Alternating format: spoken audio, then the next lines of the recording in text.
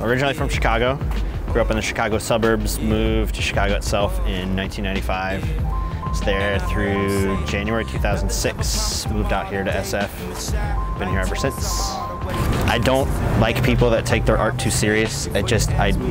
People who read way too much into the creative stuff like that just drives me nuts. It comes a lot from my working class backgrounds, you know.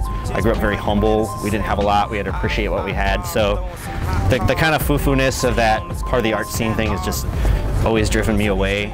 Growing up working class in an area where it was becoming predominantly upper class, where there was subdivision building. Like my family grew up like in an unincorporated area.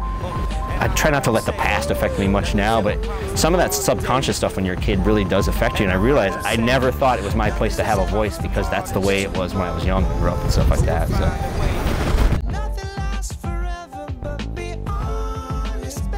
I didn't do art at all as a child or anything like that. I grew up in a working class family. I had a mom who was a singer in church and stuff like that, so she was very musically active, so that was important to her to get us involved in music. So that was kind of my creative thing as a kid. It wasn't until I went to junior college in the Chicago suburbs and started hanging out with a bunch of the punk rock kids that were hanging out there. That's where it initially started, was just more like personal just writings and stuff like that, but there'd be layouts, all copy or cut and paste, really cheap, low rent looking stuff. It was really cool back then.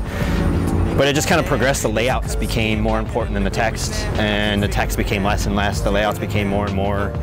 It wasn't until I didn't actually start making things that were not zine purpose and actually making pieces until probably late 90s, 99, 2000 era, and had to do more with meeting a particular person that kind of made me realize that, you know, that you're doing art stuff, these supplies you carry around with you and things, like that's what that means. And so that person really pushed me to start making stuff like that.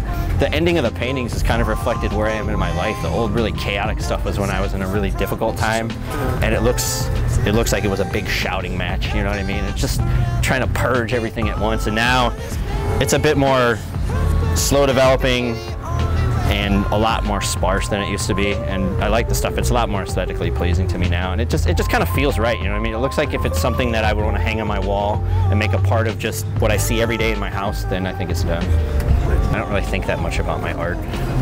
I more just make it. There's not a lot of meaning like that. So I honestly view it as beautiful messes where I just make a big mess and then I find the really beautiful parts of it and take it out of there. I don't ever put like artistic stuff out there unless I think it's good enough. And to me, I still feel like, since I don't know what I'm doing, that I haven't quite hit what I feel like I want to do. You know, there's that feeling like you're not quite doing what you want to, but everyone's like, well, we think the stuff you're doing is pretty good, show it. So I think the website part is cool. I think the show is cool. Like, this is something I kind of want to occupy my time with for a while now.